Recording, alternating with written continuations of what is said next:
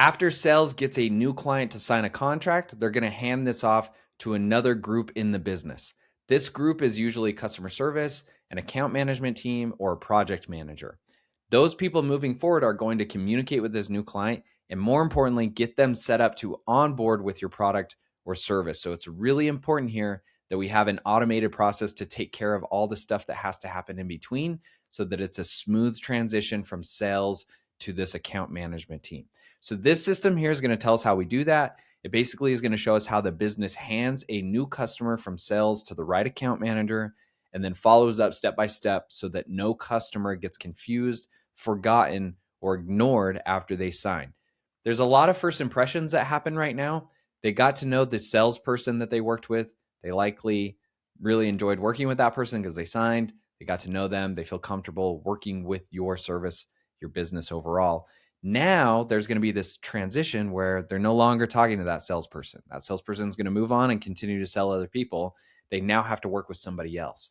So it's really important that this goes smoothly because this is a big first impression for them to feel like, man, did we make a mistake or are we actually going to like working with this business? So you want to make sure, again, that this is really smooth and this is how we can do this through this system. So like I said up here, they sign the contract. In Salesforce, we call this closed won. Just means the deal was signed, we're ready to go. This is our trigger point to kick this system off. After that happens, what I recommend next is looking at what type of account this person is. You can divide this up a lot of different ways. Some examples are over here to the right. You could look at industry. So if you service several different types of industries for your product or service, maybe you want to split it up and your team according to the industry that they're in. So if this was my business and it's Salesforce that we're setting up, if we have maybe a tech business versus like a professional service business versus somebody that's maybe outside of both those and they're legal, there's probably 3 different types of people that we would want to fall under those different umbrellas. I'm not going to assign somebody that's in legal over to the tech team. They don't usually work with legal. Same with professional services. They're not going to go to the legal team because that's a little bit different. So you could look at it that way. That's one way of looking at it. Another one could be company size. So how big the business is, how many resources you may need. A lot of the times too, you can categorize the types of problems each business is going to have depending on their size. You could look at annual revenue. That could be another indicator for what type of problems they could potentially have. Special requests. Sometimes there's somebody that they knew or they got a referral or a situation where you want to assign it to a specific individual because you think that just personality wise, they're going to work best with them. You could look at it that way. And the most generic basic one, if you don't want to even think through this, you could just do a round robin. And if you're not familiar with what a round robin is, round robin just says we just evenly distribute this out to a different person each time a new client comes in. So the first client comes in, we assign that to Jordan. The second one comes in, we assign that to Betty. The third one comes in, we assign that to Susan. And then we restart again. When the fourth one comes in, it goes back to Jordan. You can set that up in Salesforce as well. That's really common. You see that a lot with leads as well with the sales team. This is no different. You want to make sure that you're assigning it some way, somehow, especially if you have performance metrics tied to your account manager based on how well they do with an account. If you just start giving those things away and then you feel like you have an account manager that gets all the really difficult ones to work with, and then you're basing their performance solely on difficult accounts, it's going to make it hard for you to keep that person in your business and not want to leave somewhere else, right? And it's also hard to tell if they're really doing the best of job when you're comparing it to somebody that may have all the easy accounts on the other side. Point being here is that's some stuff to think through of how you want to divide this up, okay? So think through how you want to divide up, how you assign these out. After we assign it out, we're going to send it to one of those managers based on that criteria that we set up here. What I recommend doing now is updating the account to assign this owner to it. That way in Salesforce, when we click on the account, we can clearly see who the account manager is over this account. As you scale out, if you're small or if you're already a little bit bigger, this is going to really help you as somebody in the business wants to maybe get in contact with what's this account doing? What's their health? Are they doing well? Are they on track, off track? All that stuff is going to be surfaced up to this account manager. So it's important that the business understands who that is so someone can take responsibility and ownership over it. So I would do those two things. This is also where you could do some things like logging notes. Again, this information as you got it. If you didn't have this already, you likely did in the sales process. If you didn't know some things though during that process and now you do, I would also update it with that. So company size, their website, all that kind of stuff, all those finer details about the account, I would make those updates in this part of the process as well. After we assign it out, we then want to send some type of welcome email and onboarding. I suggest here that you CC the sales rep that was working this account along with the newly assigned account manager that you're assigning to it. In my business, I'll go back to a service business. What we do specifically, it's going to be a team that they work with. So not only do we assign out the account manager on that email, we also put in maybe one or two of the people that they would likely be working with on that team.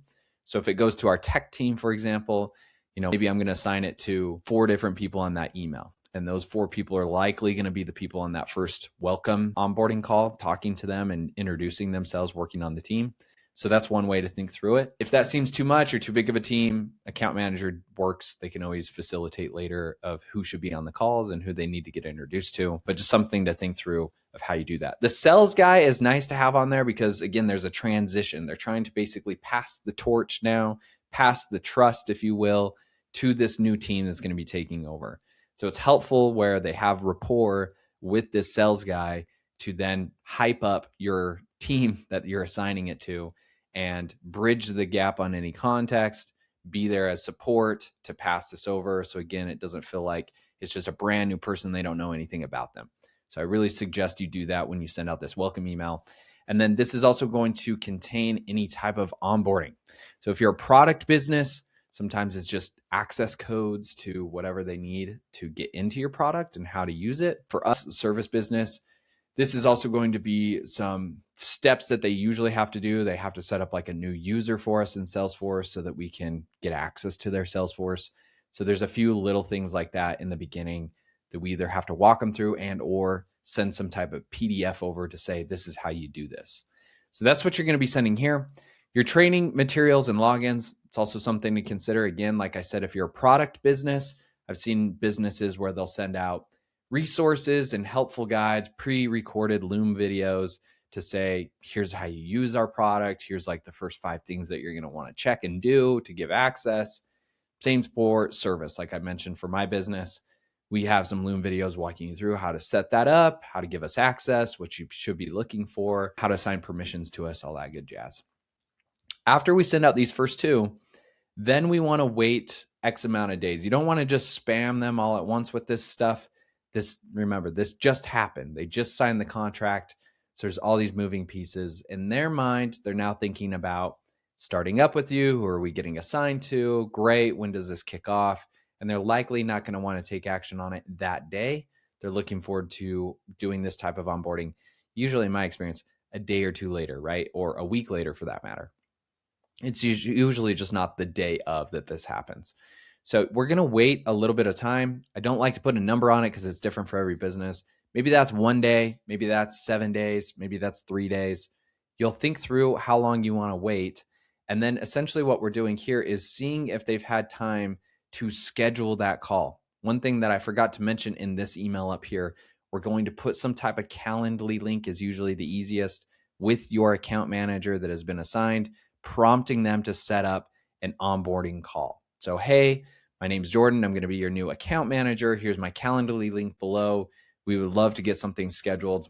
You could make this dynamic to say this week, within the next 3 days, within the next couple of days. Find a time that's convenient for you. Look forward to meeting you guys soon. And then down here, after a couple days have passed, that's when we're checking for this. So did they schedule a call with me? Yes or no? If the answer is no, we want to send a follow-up email, log some type of follow-up note on that account to say, hey, they haven't responded to us or we haven't heard back. And this process here specifically should repeat a number of times. Obviously, you just sign someone, you don't want to just give up and never help them. That's the entire way, at least for my business, how I'm even going to make money. We make money when we work with people, not just by signing them up. Even if you do, just by signing them up, they're going to churn fast if you never actually help them use your products, right? So you want to make sure that you're prompting this.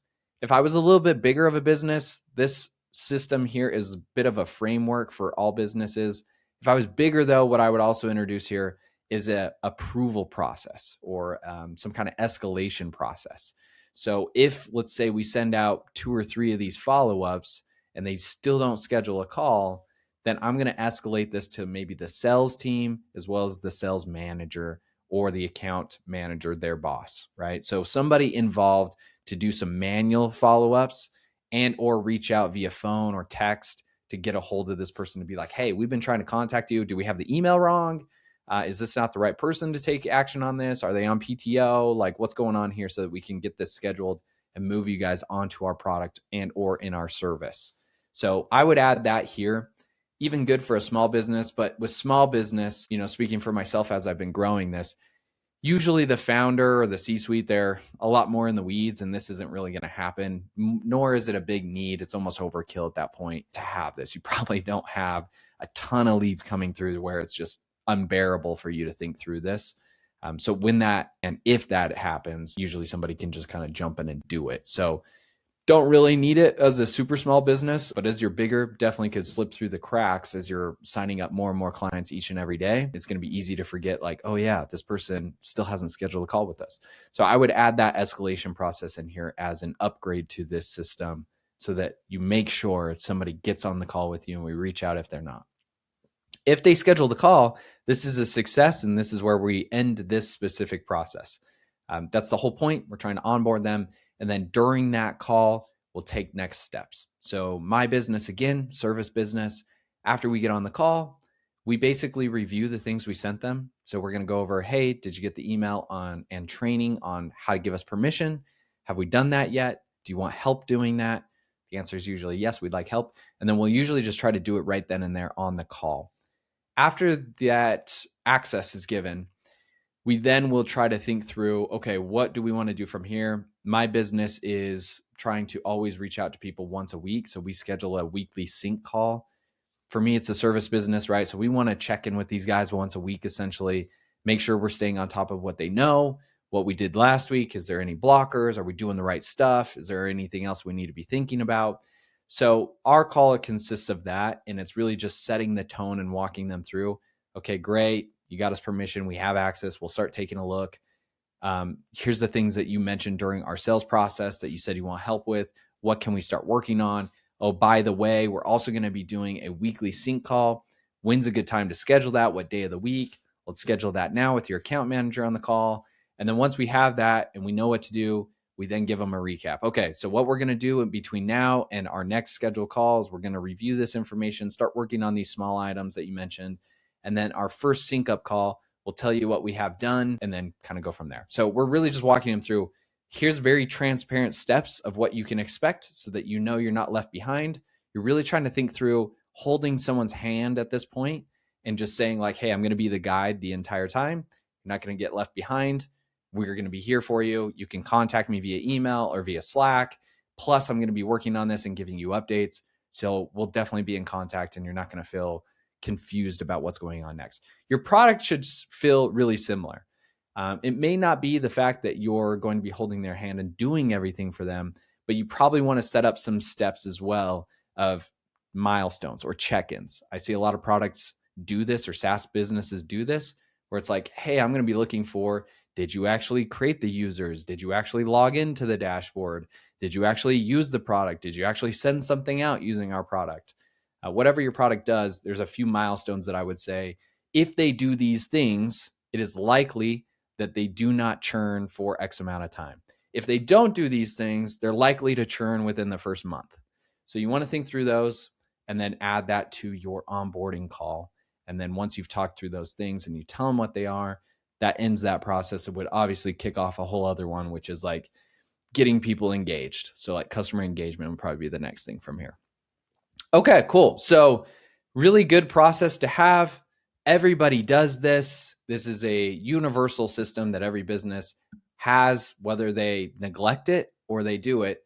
This is something everybody expects them to do, is like what I meant by that. When I buy a product or I purchase a service, especially on your price point, I'm expecting something. I'm expecting an email at bare minimum to tell me thank you for the purchase with a receipt if it's super low ticket.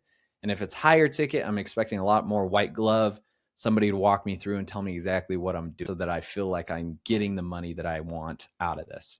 If you do not have this set up, urge you to really set this up as soon as possible to make this more seamless for your customers.